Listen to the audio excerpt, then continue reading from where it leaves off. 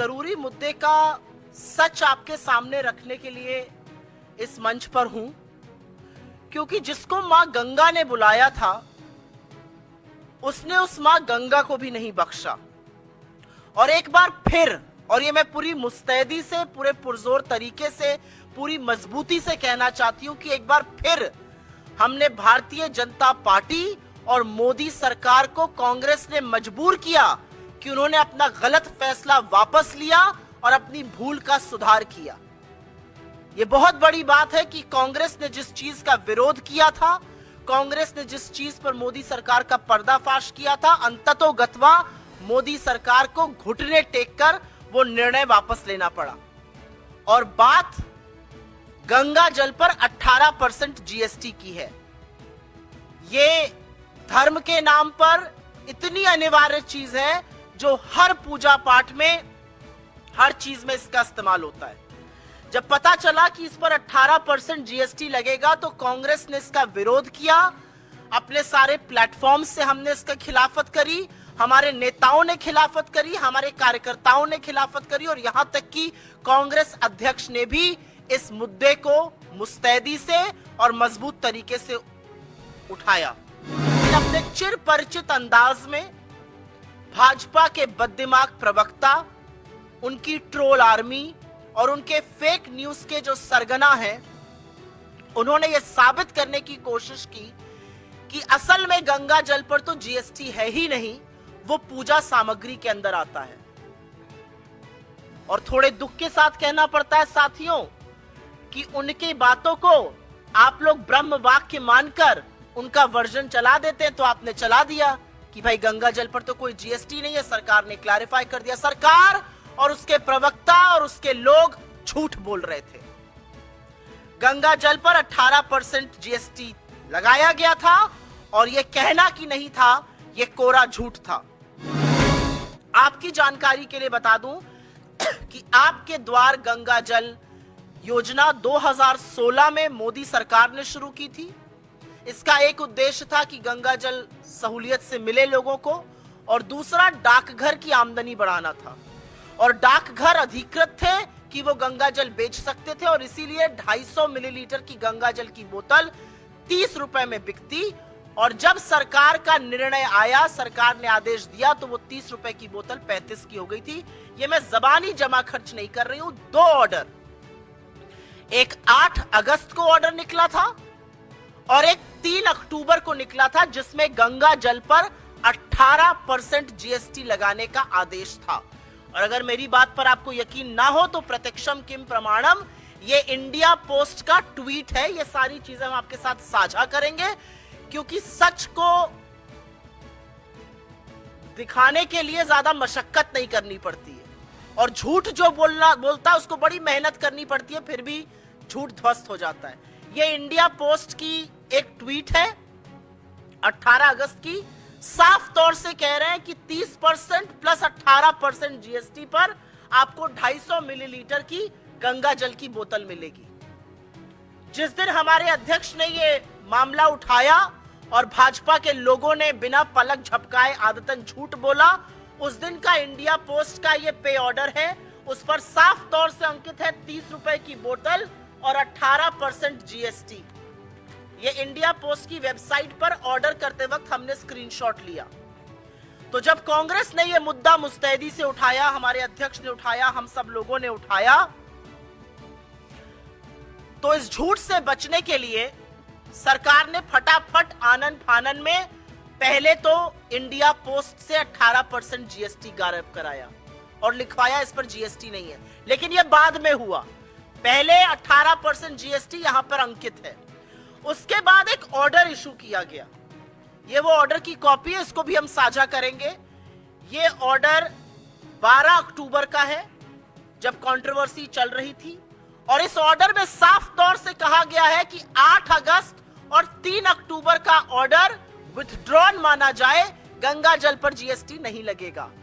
इसका मतलब पहले गंगा जल पर जीएसटी लगने की जिस ऑर्डर की हम बात कर रहे हैं वो निकल चुका था। 30 रुपए का गंगा जल 35 में बिक रहा था, और ऑनलाइन अगर आप इसको खरीदते कहीं बाहर से तो 125 रुपए का 250 मिलीलीटर, 2 बोतलें लेते तो 210 की और 4 लेते तो 345 की जीएसटी लगकर बिक रही थी। ये असलियत है। सरकार ने आनन फानन में अपना ये निर्णय बदला। कहा गया था कि ये पूजा की सामग्री है और पूजा की सामग्री पर तो जीएसटी लगता ही नहीं है। वो भी एक कोरा झूठ है। ये सीबीआईसी जो इनडायरेक्ट टैक्स की वेबसाइट है, जो जीएसटी जिसके अंतर्गत आता है, उसकी वेबसाइट का स्क्रीनशॉट मेरे हाथ में है। इसमें 10 चीजें हैं पूजा की सामग्री में जिस पर जीएसटी नहीं लगता है। ये कल रात की ली हुई प्रिंट आउट है। उसमें रुद्राक्ष की माला है और आपकी सहूलियत के लिए, जिससे कि लोगों को दिखा हुआ ज्यादा याद रहता है, ये सारी चीजें हम लेकर आए हैं कि पता रहे। क्योंकि गंगा जल पर जब झूठ जो बोल सकता है, माँ गंगा के नाम पर जो झूठ बोल सकता है, वो तो हर चीज पर झूठ बोल सकता है। तो ऐसे लोगों को साक्ष्य दिखाना बड़ा जरूरी होता है। रुद्राक्ष की माला पर जीएसटी नहीं है। रुद्राक्ष या तुलसी माला पर जीएसटी नहीं है। पूजा सामग्री में नंबर 1 ये है। उसके बाद यज्ञोपवीत पर, ये आप सब लोग जानते हैं जो पूजा पाठ करते हैं, इस पर जीएसटी नहीं है। बिना ब्रांड के शहद पर जीएसटी नहीं है। आपकी तरफ इसको पता नहीं क्या कहा जाता है, हमारी तरफ इसको कलावा कहा जाता है, रक्षा सूत्र भी कहते हैं, इस पर भी जीएसटी नहीं है। विभूति ज्यादातर साउथ इंडिया में लगाई जाती है, इस पर भी जीएसटी नहीं है। रोली पर जीएसटी नहीं है। चंदन के टीके पर जीएसटी नहीं है। दिए की बाती पर जीएसटी नहीं है। और जो खड़ाऊ लकड़ी का, और ये सिर्फ प्रतीकात्मक है, जो खड़ाऊ लकड़ी का साधु संत पहनते हैं या वो लोग जो पहनते हैं, जो अनुष्ठान करते हैं, इस पर भी जीएसटी नहीं है। बाकी सब चीजों पर जीएसटी इसमें अंकित है। चरणामृत पे जीएसटी नहीं है। अभी तक इसमें गंगा जल का कोई विवरण नहीं आया है। ये मैं वेबसाइट से जीएसटी की लेकर आई हूं। नील जीएसटी इन 10 चीजों पर है जो मैंने आपको दिखा दिया। गंगा जल का इसमें जिक्र नहीं है। तो ये जो झुट्ठे और महाझुट्ठों की फौज है, इनसे जरूर पूछना चाहिए कि जब हमने आपकी पोल खोली तो आपने बोला गंगा जल पर जीएसटी नहीं लगेगा, नहीं तो इस गंगा जल पर भी आप 18% टैक्स लगा रहे थे। अब आप सोचिए कि जो धर्म के स्वयंभू ठेकेदार हैं, वो सबसे ज्यादा धर्म के अनुयायियों को ठगते हैं। तो धर्म में गर्भधारण से लेकर मृत्यु तक 16 कर्मकांड होते हैं और उस सब में गंगा जल अनिवार्य है। घर की शुद्धि के लिए, आचमन के लिए, चरणामृत में जब तक गंगा जल नहीं पकता, वो आप देवी देवताओं को चढ़ा ही नहीं सकते। तो इन सब चीजों में गंगा जल अनिवार्य है। और सरकार की प्लानिंग तो ऐसी थी कि इस पर भी टैक्स वसूली करी जा रही थी। इस पर भी 18% टैक्स श्रद्धालुओं से लिया जा रहा था। कांग्रेस ने जब इस मामले को उठाया, इनके सच का पर्दाफाश किया, इनका भांडाफोड़ किया, तब जाकर कहीं पर इन्होंने वो टैक्स हटाया। और मैंने आपको ये सारे तथ्य कागजों के साथ दिखा दिए हैं, अनाउंसमेंट्स के, जीएसटी ऑर्डर के, और फिर कैसे विथड्रॉ किया गया। नवरात्र चल रहा है, बहुत पावन पर्व है। 9 दिन देवी के 9 रूपों की उपासना की जाती है। अलग अलग मान्यताओं से मनाया जाता है, अलग अलग रीति रिवाजों से मनाया जाता है। कहीं पर माँ का मायके आना, तो जैसे बेटी घर आती है हर्षोल्लास होता है, वैसे आपको बंगाल के पंडालों में प्रतिमा और पंडालों में दिखेगा। कहीं पर रात भर गरबा और डांडिया किया जाता है, कहीं पर व्रत उपवास किया जाता है, कहीं पर गोलू सजाया जाता है। लेकिन 9 दिन उपासना माँ की जरूर होगी। तो इस बार जब उपासना होगी और गंगा जल पर जीएसटी नहीं देना पड़ेगा, तो श्रद्धालुओं के मन से हमारे लिए आशीर्वाद और आशीष जरूर निकलेगा। और उसी आशीष का परिणाम है कि हम इनके हर झूठ का भांडाफोड़ करते रहेंगे, क्योंकि यह सच की लड़ाई है और सच में ये हमेशा हमेशा झूठ बोलने का काम करते हैं। तो आपके सामने ये तथ्य लाना जरूरी था।